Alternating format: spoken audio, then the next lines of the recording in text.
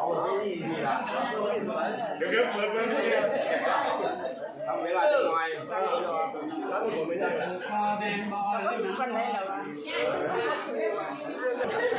ธรรมดามาเอาคูดพอมาคูแม่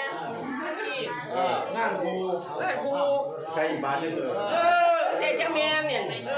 เคยปากเคยทำก็เคยเรียกบันสิว่าจังไรก็ออกกันที่บ้านถ้าเต่าตู้วันนี้น้องคงจับเลยเรียกว่าเรื่องนี้ว่าทำทุกครั้งคอยว่าเรียกว่าให้ทำถึงสองว่าแล้วหังภาษาเด็ก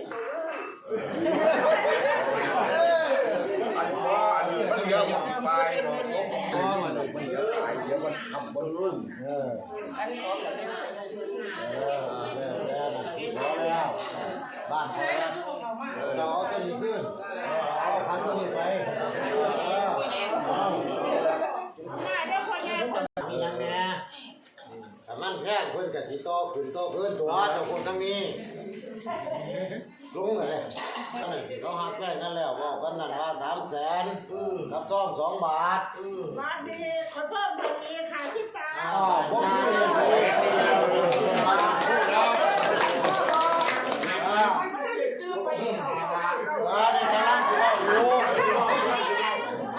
ทั้งนั้นหน้าตึงแล้ว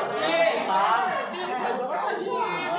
ผู้ที่ตึงมาข่อยมาผู้ที่ตึง3,999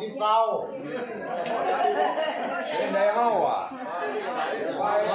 ตั้งใจเขาจะโยกว่านะจะโยกที่ก็โยกราคาถูกไหม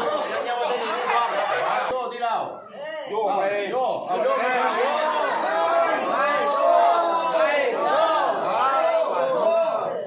เอาบาทในขันหมากได้บาทนี่บาทในขันหมาก